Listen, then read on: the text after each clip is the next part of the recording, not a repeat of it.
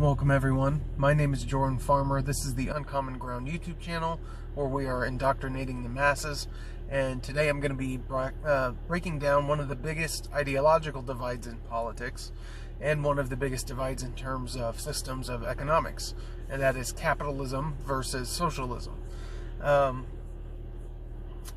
First off, I just want to point out that capitalism is not really a system that can be avoided. Through the mere fact that capital is just an expression of value in terms of money. So if you have money in a system, you're gonna have capitalism. So unless you're getting rid of money itself, and if we get rid of money, that means we're going back to trading my 5 chickens for your 2 goats, which is a super stupid system. I don't really know what you mean when you say you don't like capitalism. Like, you want to get rid of money?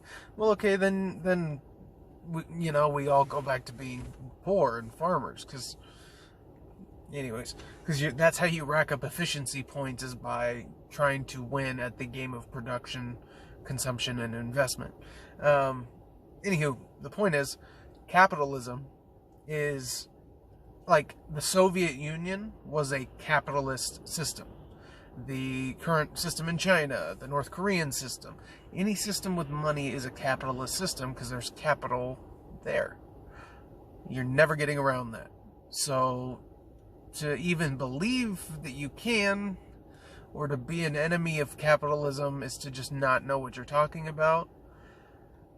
The differences between different capitalist systems is the efficiency with which they operate, the dynamism and the diversity and the creativity within those systems. And one of the universal laws of human systems and systems period is that decentralized systems outperform centralized systems. So free market capitalism beats more centralized versions of capitalism over the long run. It can be manipulated through centralized means to not produce, or the gains can then be siphoned through those means, but it produces the most gains. Innovation, efficiency, the whole deal. So you can't get away from a capitalist system, and you should just want the most decentralized, freedom-oriented capitalist system, period. In terms of socialism and capitalism, sort of on the emotional level almost, capitalism is a competition and combative, competition-oriented, disagreeable sort of system. And socialism is more of a cooperative system. So if you're more inclined on the personality spectrum to be combative and competitive, you're going to be more capitalist, at least in your personal life.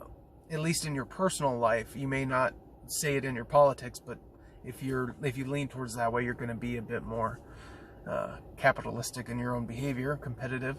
And then if you're a very cooperative person, things like nonprofits, or focusing on a goal and not being too concerned with how much money you're making, and the sort of loose association with people that are pro-socialism, that they have that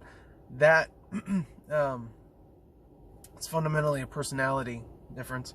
And most of the people that support socialism don't support socialism. Even in the countries that they reference to say they support socialism, if they're a democratic socialist, they actually mean a capitalist system with a welfare system or redistribution of wealth. They don't mean government taking over industry and controlling all the individual aspects of it. They mean this sort of socialism light. So they don't even mean socialism, and they don't even mean capitalism when they're saying it. They mean like corporatism, corporate, big government, big business getting together, screwing the people, corporate capitalism, corporatist capitalism, crony capitalism. That's the kind of capitalism that they're against. They're against human corruption, like of course we all are. And then on the other hand, they're not even pro-socialism, they're just pro-welfare.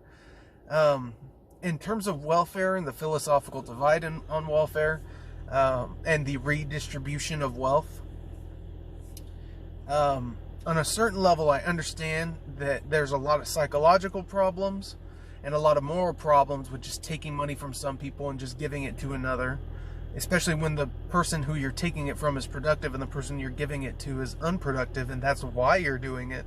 There's a lot of moral complications and a lot of psychological damage that comes from that.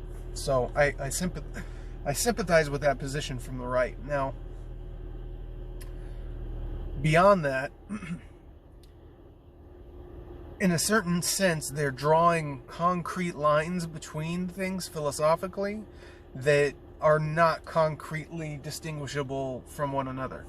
Here's what I mean. They talk about the redistribution of wealth, which is the taking of money from a handful of people, more from someone else, more from the productive, and then giving it to other people who did not earn it themselves. Well, first off, we live in a capitalist system, like I just said, so whether you're talking about the military or contract enforcement or prisons or anything that government does, or any of the goods, or any of the goods or services that they provide for people through welfare, or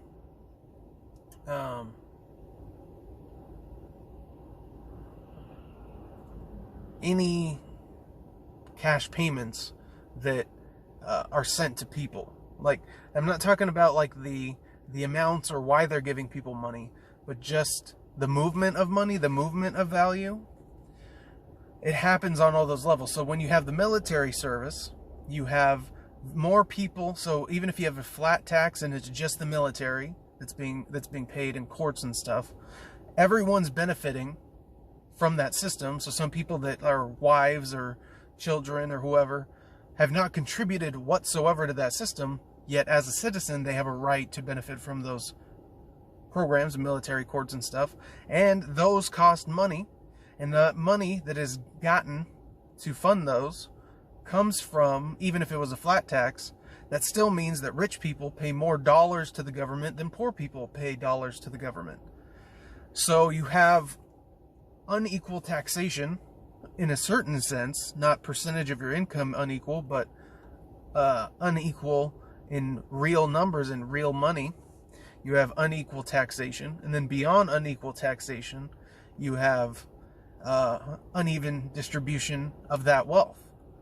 You have people that don't contribute benefiting materially because it costs money for the military and other things, and only a handful of productive people actually paid for it. So that's socialism in a very, very loose sense. That's redistribution of wealth. That's not socialism. That's redistribution of wealth. Socialism is the centralized control of an industry. This is the redistribution of wealth. So whether you're talking about goods, as in bombs or food, or services, as in military people or people that fund, people that cook food at food banks or whatever the good may be. So whether it's a good or a service, or just actual resources, money that's going to people unevenly and being taxed unevenly, that's all value. That's all dollar amount value being distributed unevenly evenly, but being distributed to people that didn't produce the wealth, and it's coming from some people who produce more wealth than others in greater amounts, even if it's a flat tax and just the military and courts and stuff. That is just to say so that means to me that the philosophical lines between any government taxation and services and goods that are provided and welfare is very blurry. What conservatives understand is that the dysfunctional will pay you more what conservatives understand is that the dysfunctional, perverted, I will pay you more money and make sure you're materially better off if you're not working, if you're stuck at home, if you're disabled, if in some way you're incapable, I'll give you money. But as soon as you start showing a capacity and an ability to better yourself and make money and potentially be self-sufficient economically, that money's going to go away faster than you make it. So that dysfunction and the fact that when you need it, it's there, but as soon as you don't need it, it's taken away. That system creates dysfunction around it. That's the issue with that type of welfare. But all welfare, all redistribution of wealth is not that way. Military, courts, police, jail, all of the ones that conservatives like, they follow structurally equality under the law. No individual citizen is treated differently than any other citizen. If you have a UBI type of welfare system, the government's not, it doesn't care how you behave. All of the normal rules for productive and healthy society and life still apply. It's just that everyone has this base level of resources that they can work with to cover costs of living.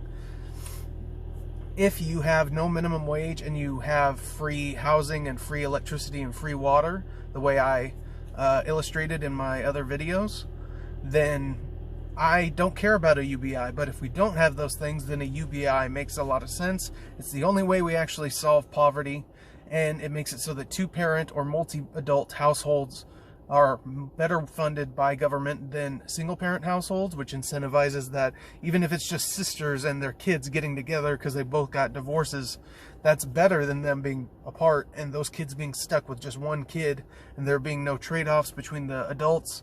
There's a lot of benefits to that. So that helps. It just helps on every level.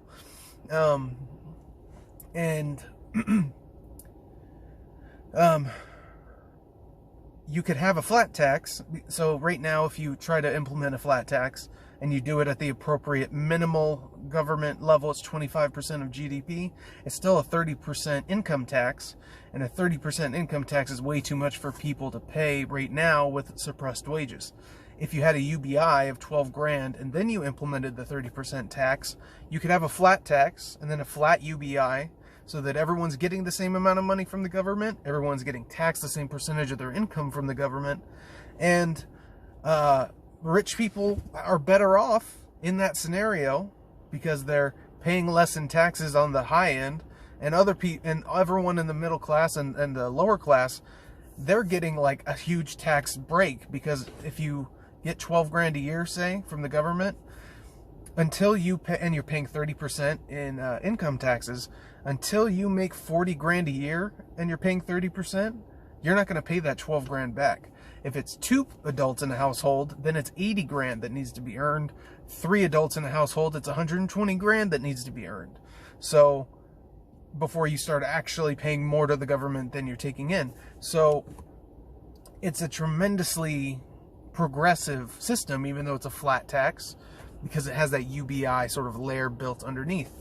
The UBI would also help maintain consumption power and investment power in the people, and make sure that, like, even during a recession, a certain amount of money is still getting, the recirculation of money thing is true. It's just when government spends too much doing it, it then disrupts the communication, or the consumption signals in the market, and seems to diminish the market's ability to create additional productivity, because you're disrupting its signals for where to take investment. Because if you can spend very little or no investment or time, and then you just get to suck off the government teat, you're going to do that.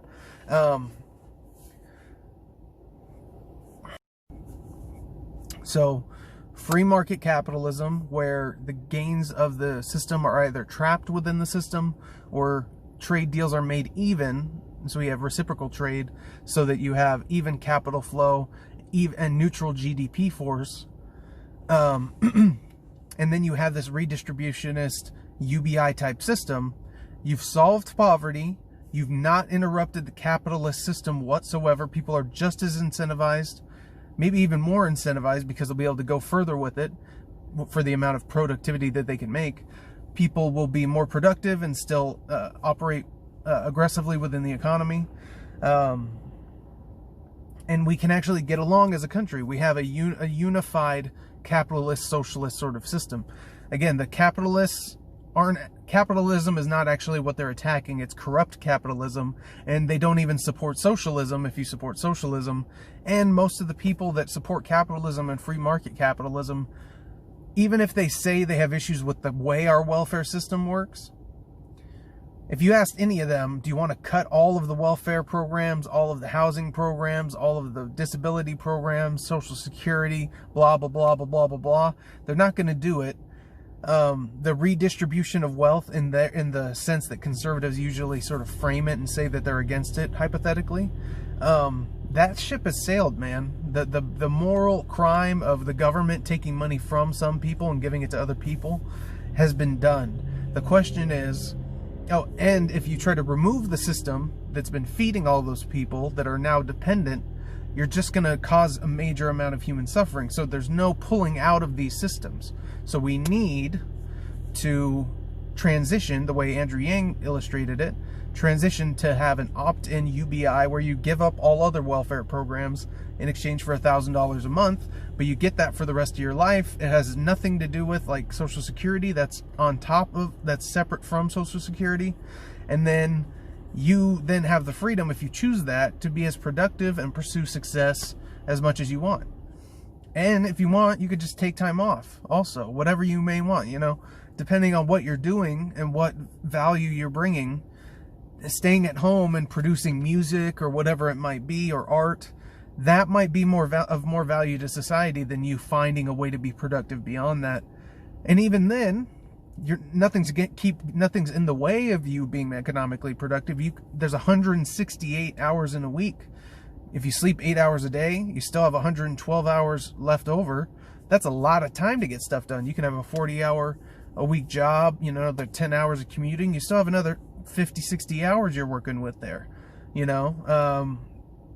So there's a lot. So this system would be tremendous for the United States, and I think it would be it would solve a lot of problems. And this whole sort of video I'm making here and everything that I'm talking about hopefully can collapse one of the biggest divides in our country.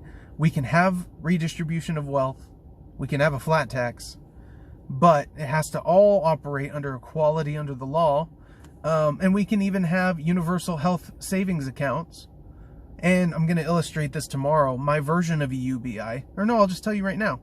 My version of a UBI is different than a normal UBI. I would do it so that 25% of the money, or $250 out of the $1,000, is leverageable income. And there's a distributed, decentralized network of all of us citizens, and we can loan that $250 or up to the $1,000 that we get. We can loan that money to anyone else, charge up to 4 or 5% interest, so it's a pretty good return on your money. And anyone can use that $250 and say it's 5% interest and 5% principal that you have to have on the payment. You could leverage up that $250 or $3,000 a year up tenfold and still make the payments. And so you could get a loan for up to $30,000 with this UBI, and you're getting $1,000 a month. Why is this so? The reason why this is so effective, or this would be so effective, is because welfare always comes in two forms: monthly expenses and giant emergencies. Our car crashed, our house burned down. I need money for the next 6 months because the economy has crashed and I need to find a job, and the UBI isn't just going to cover it on its own. That universal basic income and savings, interest, and loan system, decentralized, equality under the law, the government isn't involved and doesn't control any of it. You can choose to not charge interest on the money. You can choose to give it to people. It's your money. That type of UBI, or UBISIL, Universal Basic Income, Savings, Interest, and Loan System, UBISIL program, would revolutionize the United States in so many ways, and I think it would be incredibly, and it would Andrew Yang is trying to do public banking in New York, and UBI, a version of it. This would do it all in one, and it'd be built into the system. We'd have a website that controls all of this, and obviously you'd have to have prevention for fraud and all sorts of things, but there's ways to make it work. Anywho, this has been Capitalism versus Socialism from a modern, moderate perspective. I hope that this leveled up your political understanding, and I hope that you will come back tomorrow to check out my video tomorrow. Like, subscribe, share. Peace.